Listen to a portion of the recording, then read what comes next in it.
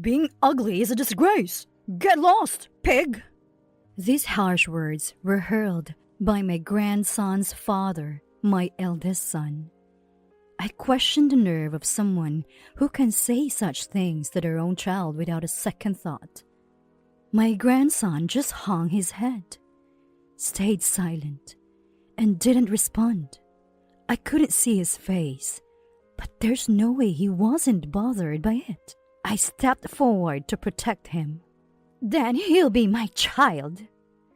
With that, I left the sneering couple, my son and his wife, behind and took my grandson away from there.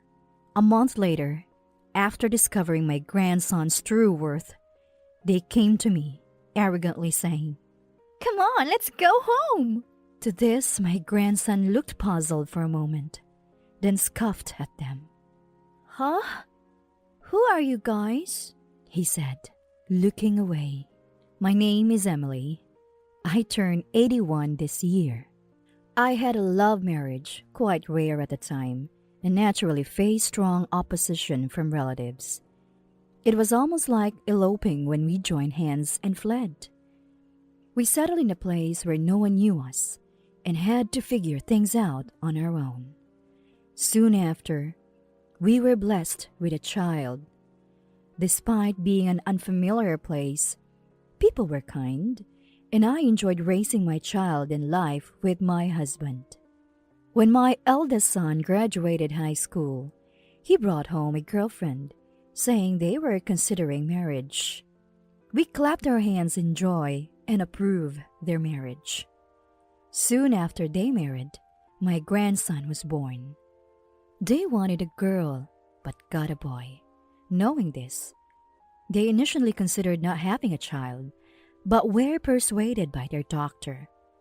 They even suggested I raise him because they didn't want him. But I convinced them to keep him, and he grew up fine. However, it seemed like they had no intention of parenting, so I often had to check on him. If I didn't, they wouldn't feed him or would leave him alone while they went out. I scolded my son and his wife each time, but it seemed to have no effect on them. One day, I went to my grandson, as usual, and found them arguing with him in the middle. "Stop it already! It's your fault! We're in this mess because you don't take proper care of things!" "What are you talking about? You don't do anything either. It's unfair to blame only me." As they argued, my grandson sat shrunken on the sofa. Time passed since he was born. He's now 22 and has been staying at home since high school graduation, not going to college. To me, that's irrelevant.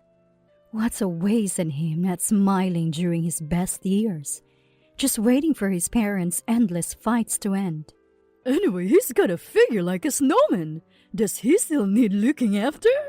My son said, laughing at my grandson. His wife joined in, laughing and looking at my grandson. "We can't help it. We have to worry about appearances. It's embarrassing to have an unemployed recluse at home." My grandson shrank further, biting his lip. Unable to stand their treatment, I stepped in between them. "Enough, both of you!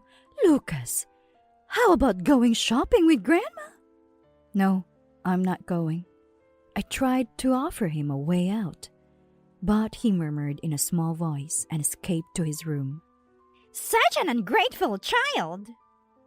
His mother sniffed, following him with her eyes, sounding displeased.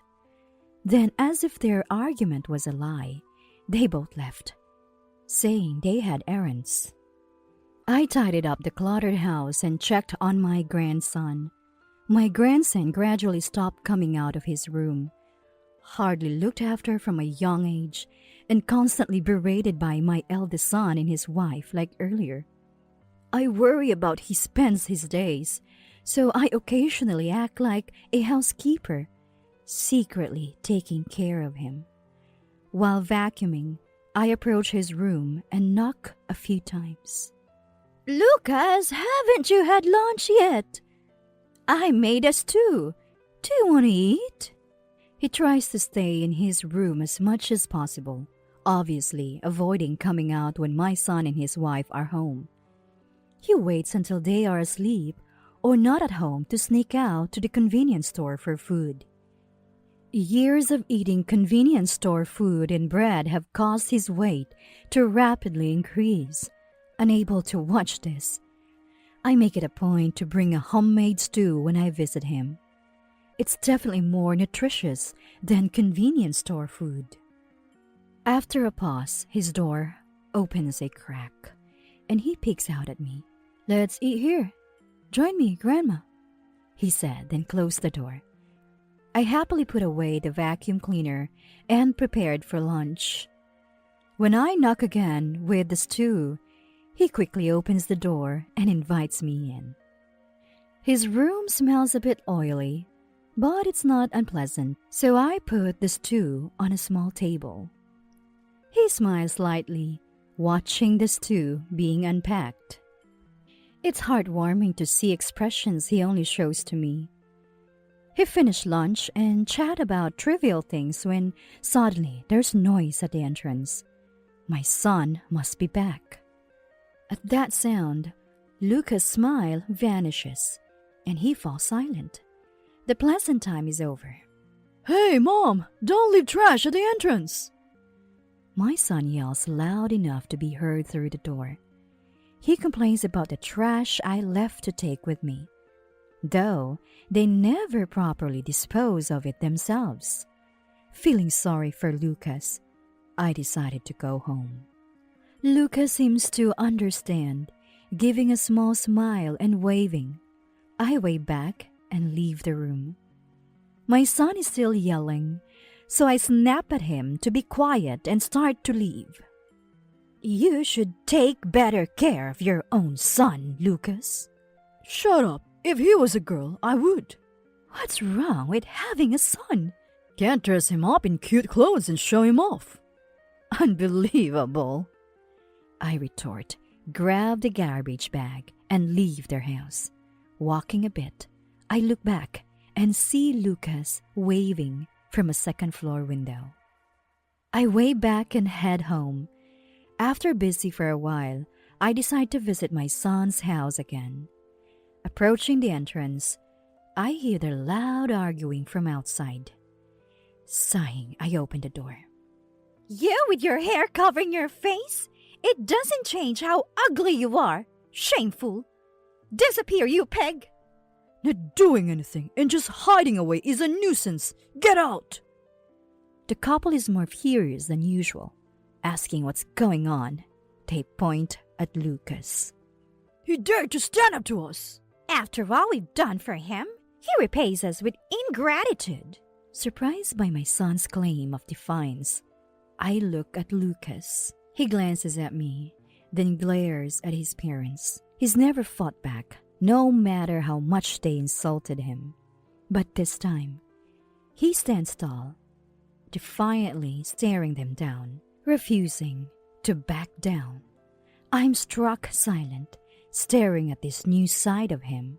"All you do is depend on our money without working. If you have time to spend on your pointless hobbies, why don't you go to school?" Yeah, we're sick of this leech. If you're just going to drain our hard-earned money, then please leave. My grandson, berated by my eldest son and his wife and told to leave, has nowhere to go since he's unemployed and shut in. I'm sure he wants to leave this place as soon as possible. But he can't, and he doesn't even talk back. All he does is bite his lip and glare at them. "You can do it, right? Of course. You've always relied on our money." My grandson clenched his fists in frustration. He looked like he was about to explode with anger. Then Lucas will be my child. My statement brought silence. My son and his wife stopped yelling, and Lucas looked at me in surprise. While they all stared, I said clearly, "How could you tell your own child to leave? I wanted to do this earlier, but thought it's better for a family to be together, so I didn't interfere. But I can't stand to see my dear grandson treated like this anymore. If he has nowhere to go, he can come to my house. Lucas, pack your things and come with me. At my words, Lucas snapped back to reality and rushed to his room. My son and his wife, surprised by this turn of events, but glad to be rid of him, didn't stop us with their sneering smiles. After a while, Lucas came out with his belongings. I took some of his bags and left their house, ignoring my son and his wife's sarcastic smiles. Lucas followed me. We moved in together. My house is a bit away from my son's, requiring a few train transfers. Lucas was silent all the way to my house, holding the food I gave him. When we arrived, he entered the living room, still clutching the food. Now he will live in this house, which I've been living in alone. Lucas, let's have lunch first. I called out to him while preparing coffee in the kitchen. Lucas, looking around the living room, nodded slightly and set up the food on the kitchen table. We ate without much conversation, and I started cleaning up. Lucas looked like he wanted to help, but I gently declined. Lucas, you can now have any room on the second floor. Go, see which one you like. Lucas rarely came to this house as a child, so it must feel new to him. After cleaning, I sat down with a coffee, listening to him exploring upstairs. His curiosity seemed strong. Soon I heard footsteps descending the stairs. Then Lucas peeked through the living room door, smiling slightly. Grandma, I like the corner room. Sure, use it as you like. I smiled back, touched by his timid offer. That room used to be my husband's study, now empty except for a large desk and bookshelf. I'm happy Lucas chose the same room. He began to unpack his things in his chosen room. Wanting him to enjoy his freedom, I spent time relaxing in the living room. As it got dark, I started preparing dinner. It had been quiet upstairs for a while. Thinking about setting up his new sleeping area, I finished cooking and went upstairs to call him. Lucas, dinner's ready. Come on down. I found Lucas drawing. He was so engrossed, he forgot to turn on the lights. The room was dark, but in the center, illuminated by a street light, was a canvas with a large gerbera flower painted on it. Even without the bias of him being my grandson, it was a truly beautiful painting. The room smelled strongly of oil, more so than at my son's house.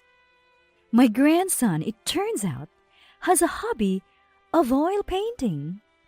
Grandma, I want you to have this. In the center of the canvas was a large orange gerbera flower. The background was a clear blue sky with thin clouds, but at the corners, it transitioned to a sunset hue, giving an impression of dusk approaching. It was a wonderful painting. I knew about my grandson's hobby, but had never seen his work. I was amazed at his talent when I saw it for the first time. You don't want it, right? Seeing me speechless, my grandson looked down sadly, sighing as he stood up. The room smells of oil. I'll open the window to ventilate. You should go downstairs first. How could I not want such a beautiful painting? Really? Oh, okay. I approached his painting and gazed at it intently.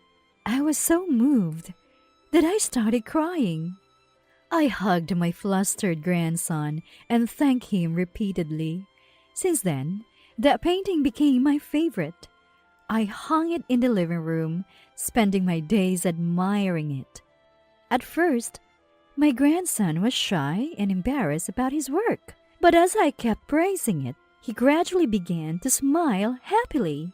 He said he had never been praised before. But my encouragement seemed to inspire him to paint more. Each new painting he completed, I would praise and display, and soon our living room resembled a gallery. One day, as I was sipping coffee in the living room, a man called out from the garden, "What a lovely home! Do you like paintings?" Turning towards the voice, I saw a man in a suit, nodding politely. It seemed he was interested in my grandson's paintings visible from the garden. I nodded back and responded, I don't know about paintings in general, but I love my grandson's work. All these are his creations. Really? Can I see more about it? Of course.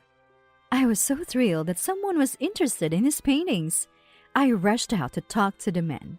As I mostly bragged about my grandson, the man listened intently, and we ended up talking for quite a while. Eventually, my grandson, who had been out buying art supplies, came back and had to interrupt us. I excitedly introduced the man to my grandson and invited him to stay for dinner. Though my grandson seemed a bit reluctant, the man accepted the invitation, and I welcomed him to our home. A month later, my grandson had his first exhibition.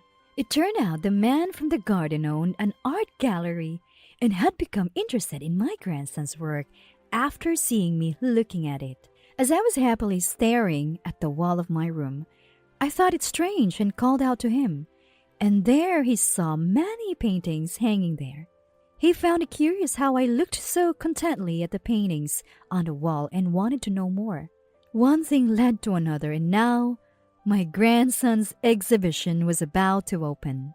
The gallery owner had even arranged for local news coverage. My grandson was quite shy amidst the crowd, but he seemed pleased to be praised for his work. The exhibition was a huge success, boosting his confidence. Since then, he's been creating even more paintings. Just when I thought things were going smoothly, an unexpected visitor arrived. One day, the doorbell rang. Not expecting anyone at that time, I opened the door to find my eldest son and his wife standing there. They looked down at me with an unpleasant smile, and I felt nothing but disgust. Mom, it's been a while.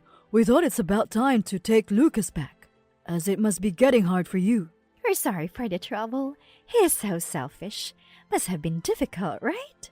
Their fake sweet tone was obvious, and I was speechless. As I stood there in shock, Lucas came down from upstairs and called out to me, Grandma, is it a time already?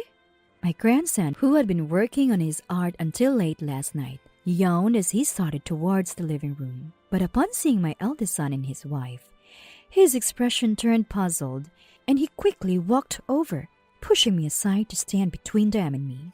My son and his wife looked surprised. Lucas, did you lose weight? Yeah, not dramatically, but I did. Indeed, my grandson had slimmed down since coming to live with me. Previously overweight due to poor eating habits and an unhealthy lifestyle, he had since stopped snacking and started eating balanced meals while immersed in his art. Unbeknownst to him, I knew about his secret nightly runs. After leaving the eldest son in his wife's home, my grandson began to make efforts. My son and his wife had no right to show up now, after treating him so poorly. Their usual sneering smiles were on their faces as they brought up the inevitable. You must be tired of living here by now. You can come back to our place, you know. We want to live as a family of 3 again, so we came to get you. We'll buy you lots of art supplies. You don't have to stay here anymore. Let's go home together, okay? Did they really think he would accept their words after all the scorn they had shown him? They ridiculed his hobby and treated him poorly for not being the daughter they wanted. They had been cruel to him for so long and had driven him out, only to come back when he found success. I was about to explode with anger at their audacity. My grandson, probably feeling the same, clenched his fists and glared at them. Just I wondered things might turn violent. He relaxed his shoulders, unclenched his fist, crossed his arms, and scoffed at them. Huh? Who are you guys? We were all shocked by his words. My son and his wife looked at each other. Seriously? After all the crap you gave me just because I wasn't a girl? And now you show up because I was on TV? You're pathetic. Mimicking their disdainful laughter, my grandson unleashed a tirade. He knew all too well the insults they had hurled at him since childhood. He seemed to be getting years of frustration off his chest. After finishing his rant, he took a deep breath. That's why I'm not going back, and I don't want to. As he made his position clear, my son and his wife were about to explode with anger when a familiar voice intervened. I'd like to hear more about this story. Turning around, they saw the man who had helped with my grandson's exhibition, followed by reporters from a magazine scheduled for an interview. They all held out voice recorders, indicating they had recorded the entire exchange. My son and his wife, seeing this, tried to escape, their faces contorted. But they couldn't get away due to the reporters and neighbors at the front door, and had to watch as we did the interview. A few days later, the incident was in the news and featured in a magazine.